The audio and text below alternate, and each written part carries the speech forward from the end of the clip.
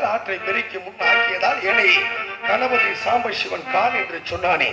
அற்புதமாக இந்த விநாயக பெருமானுக்கும் சிவனுக்கும் ஒப்பிட்டு சொன்ன கவி போலே ஆக இறைவன் இன்றி ஓரணுவும் அசையாது. அவனின்றி இட்டமுடன் இந்த அலையில் இன்னபடி என்று எழுதி விட்ட சிவனும் செத்து விட்டானோ. முட்ட முட்ட பஞ்சமே ஆனாலும் பாரம் அவன் கண்ணுக்கா என்று பிறந்த குழந்தை ஒரு இடத்துல கவி பாடியது அவளே அவள் மூதாட்டி. அற்புதமான இந்த முறைகளிலே இன்றைக்கும் பாருங்க, ஒரு ஆணுக்கும் பெண்ணுக்கும் திருமணம் முடிக்கணும்னா முதல்ல எதை எடுத்துக்கிட்டு போவோம்? ஜாதகத்தை எடுத்துக்கிட்டு. அந்த பழக்கம்லாம் நம்மள்ட்ட இருக்கா இல்லையா? அதான் கேட்கிறேன். ஒரு ஆணுக்கும் பெண்ணுக்கு நம்ம பிள்ளை, நம்ம பெத்த பிள்ளையா இருக்கட்டும், கூட பிறந்த சகோதரியா இருக்கட்டும், ஆக சகோதரிக்கோ நம்ம பிள்ளைக்கோ கல்யாணம் பண்ணணும் அப்படின்னோம்னா மாப்பிள்ளை வீட்டு ஜாதகத்தையும் அவங்களே வர சொல்லி பெண்ணு வீட்டு ஜாதகத்தையும் பெண் வீட்டுக்காரரையும் ரெண்டு பேரையும் கூட்டிட்டு போய் நேரம் இங்க பார்க்கணும். ஜாதகத்தை போட்டு ரெண்டு ஜாதகத்தையும் கொடுப்பான். அவர் என்ன செய்வாரு? ஆக பொருத்தம் இருக்கான்னு பாப்பாரு. முதல்ல 9 பொருத்தத்துக்கு மேல இருக்கணும். மனப்பொருத்தம், தினப்பொருத்தம், மாங்கல்ய பொருத்தம், ரச்சு பொருத்தம், யோனி பொருத்தம், மகேஸ்வர பொருத்தம், ஆக இப்பேற்பட்ட பொருத்தங்கள்ல 9 பொருத்தம் இருக்கணும். இந்த 9 பொருத்தத்துக்கு மேல எத்தனை பொருத்தம் இருந்தாலும் திருமணம் முடிக்கலாம். உத்தமம். அதுலயே எழுதுவாரு ஜாதகர். என்ன எழுதுவாரு? ஒரு சிட்டை கொடுப்பாரு. யாராருக்கு சிட்டை கொடுப்பாரு தெரியுமா? பொண்ணை பெத்த அப்பா கிட்டையும் அம்மா கிட்டையும் மாப்பிள்ளைய பெத்த தாய் தகப்பட்டி ரெண்டு பேர்த்தையும் இப்படி நீட்டுவாரு. இத்தனை பொருத்தம் இருக்கு அப்படிம்பாரு. தினப்பொருத்தம், மனப்பொருத்தம், மாங்கல்ய பொருத்தம், மகேஸ்வர பொருத்தம், ரச்சு பொருத்தம், ராசி பொருத்தம், யோனி பொருத்தம், இப்படி வரிசையா எழுதியிருப்பாரு. எழுதும் போது அந்த இடத்துல உத்தமம் எழுதியிருப்பாரு. ஒரு சில இடத்துல மத்திமம் எழுதியிருப்பாரு.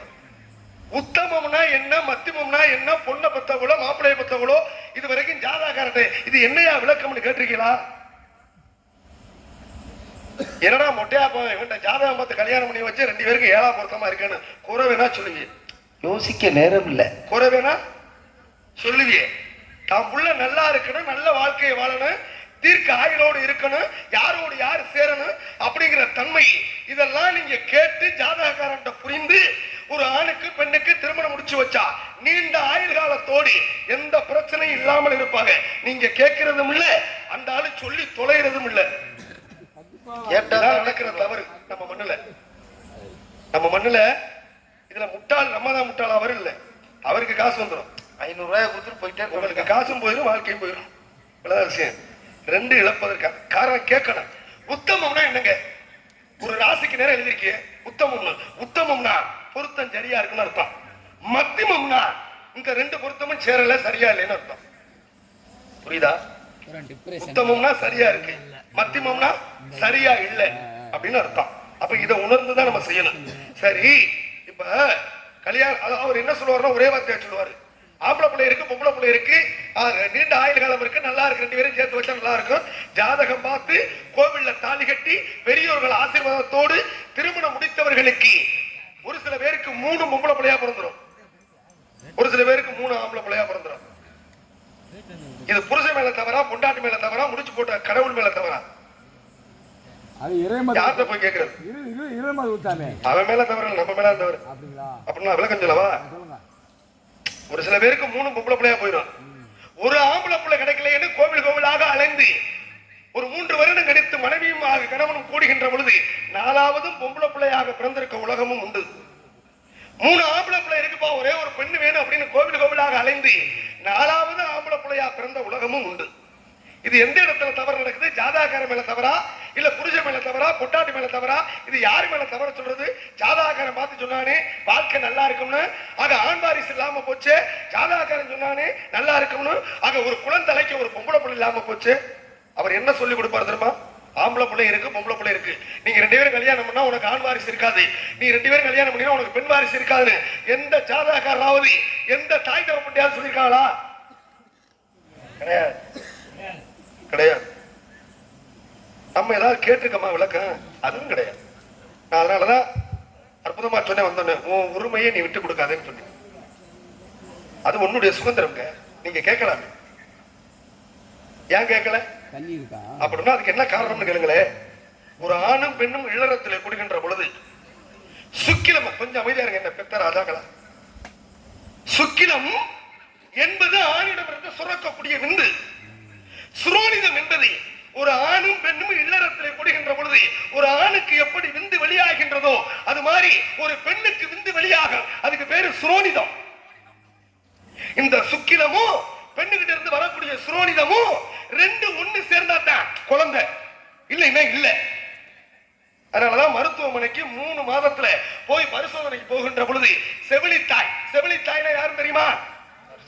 நரசு. ஆங்கிலத்துல சொன்னாதான் தெரியும். தமிழ்நாட்டுல தமிழ் மக்கள் கிட்ட செவிலித்தாய்னா இதுதான் தூய தமிழ். செவிலித்தாய்னா அவதான் நரசு, அவங்கதான் நரசு. அவங்க 10 ரூபாய்க்கு நோட்டை வாங்கிட்டு சொல்லுவாங்க. எங்க தாய்மார்கள் என்ன பண்ணுவாங்க, வேகமா ஓடுவாங்க, 10 ரூபாய்க்கு நோட்டை வாங்கி கொண்டாந்து கொடுத்துருவாங்க. ஆனா அதுல 4 8 7 9 0 1 8 9 1 இப்படின்னு என்ன எழுதிட்டே வரும். கடைசியாக ஒரு பக்கம் எக்ஸ் ஒரு பக்கம் ஒய்ன்னு போடும். நீங்க 3வது மாதத்துல போகும்போதே உங்களுக்கு பிறக்கிற குழந்தை என்ன குழந்தைன்னு நரசுக்கு தெரிஞ்சுவோம். ஆனா சொல்லாது, அப்பவே தெரிஞ்சுவோம். ஏன் தெரியுமா? ஆணிடம் இருந்து சுரக்கக்கூடிய விந்துக்கு பேரு வெள்ளை அணு. ஒரு பெண்ணிடம் இருந்து சுரக்கக்கூடிய விந்துக்கு பேரு சிவப்பு அணு. அதுதான் இங்க எக்ஸ் ஒய். ஏன் 9 1 2 கூட்டுத்தொகையில சுக்கிலம் ஆம்பளை கிட்ட இருந்து சுக்கிலம் கூடுதலாக சுரந்து விட்டால் ஆம்பளை பிள்ளையா பிறந்துடும். பெண்ணிடம் இருந்து சுரோனிதம் கூடுதலாக விந்து வெளியாகி விட்டால் வெறும் பொம்பளை பிள்ளையா பிறந்துடும். 2 சம அளவா இருந்துச்சுன்னா அதுதான் திருநங்கை. 9 தான். புரிஞ்சிருச்சா? நீ நாரதரா நீ மருத்துவரான்னு கேட்க கூடாது. கேட்க கூடாது. அப்படி ஒருத்தர் கேட்டார், முந்தா நாள் கேட்டார், நீ நாரதருக்கு படிச்ச எம்பிபிஎஸ் படிச்ச அப்படின்னு கேட்டார். ஆன்மீகத்தில் உருவானதுதான் அறிவியல். அறிவியல் இல்லாமல் ஆன்மீகம் கிடையாது, ஆன்மீகம் இல்லாமல் அறிவியல் கிடையாது. இது ரெண்டும் சேர்ந்தா தான் இந்த உலகம் இயங்கும். புரியுதா? சுக்கிலம்ங்கிறது ஆன்மீகம், எக்ஸ்ங்கிறது அறிவியல். இதான் நிகழ்வு. எது கூடுதலாக சுரக்கின்றது? இதுல இன்னொரு விஷயம் இருக்கு. வலது நாசியிலே சுவாசம் ஓடுகின்ற பொழுது தன் மனைவியோடு கூடினால் ஆண் குழந்தை, இடது நாசியிலே சுவாசம் ஓடுகின்ற பொழுது தன் மனைவியோடு கூடினால் பெண் குழந்தை. 2 நாசியிலே சம அளவாக காற்று ஓடிக்கொண்டு இருக்கின்ற பொழுது அப்பொழுது மனைவியோடு கூடினால் அதுதான் 100ல் 1 திருநங்க. இப்படி எல்லாம் இருக்கு. இதுல இன்னொரு விஷயம் தெரியுமா? ஒரு புதிர் போடுற கண்டுபிடிக்கிறான்னு பாப்பா. ஆம்பளை பொம்பளை அத்தனை பேரை நம்ம மக்களுக்கு முன்னால சொல்லுவோம். இப்ப இந்த உலகத்திலே மனித இனம் யாருங்க சத்தம்? இந்த உலகத்திலே மனித இனம்னா ஒன்று ஆண், இன்னொன்று பெண்ணு, இன்னொன்று திருநங்கை. இதான் விஷயம். 3 மனித இனம் தான்.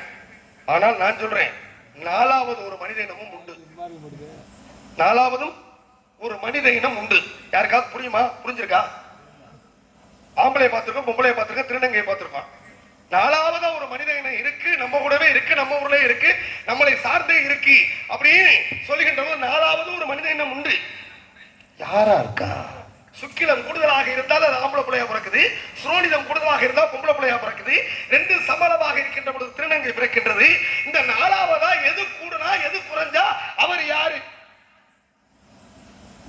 செல்வதுக்கு கேளு. மச்சான் இருக்காரு, நம்ம புள்ளே இருக்காரு, நம்ம கூடவே இருப்பாரு. ஆம்பளையா பிறந்திருப்பாரு, பெண் சாயலாவே இருப்பாரு, பொம்பளை ஆள் கூட வேலைக்கு போவாரு. அவருக்கு பேரு பொண்டு வச்சட்டின்னு வச்சிருப்பீங்க. அப்ப அவரு ஒரு இனம் தானே. சராசரி ஆணுன்னு சொல்ல முடியல, பெண்ணுன்னு சொல்ல முடியல, திருநங்கைன்னு சொல்ல முடியல. அவருக்கு நீ அவர் பேரை வைக்கிறீங்க. அப்ப எது கூடிச்சு எது குறைஞ்சி அவர் ஏன் இந்த உலகத்துக்கு வந்தாரு? அப்ப 4வது இனம்னு ஒண்ணு இருக்கா இல்லையா? இல்ல இது ஏத்துக்கிறீங்களா மறுக்கிறீங்களா? 2 பேரும் தானே ஏத்துக்கிறீங்க. என் தம்பிமார்கள்லாம் ஏத்துக்கலையே. இது எப்படி எந்த வகையில சாத்தியம்? அது ஒரு இருக்கா இல்லையா? அப்ப 4வது இனமும் கூட உண்டு என்பதை மக்களிடத்திலே தெரிவிப்பது உண்டு. ஆக இருப்பினும் கூட இந்த சுந்தரவள்ளி எப்படியெல்லாம் ஆளுவலும் சோ என்று பறவைகளை விரட்டிக் கொண்டு இருக்கின்றார். அன்னவளை சந்திப்பதற்கு முன்னாலே அன்னவளை போற்றி கோளாரம் சேர்க்க வேண்டும் அல்லவா? எப்படி எதை கொண்டு என்று 4 சுதுவையை கோடி அறிவி கொண்டது.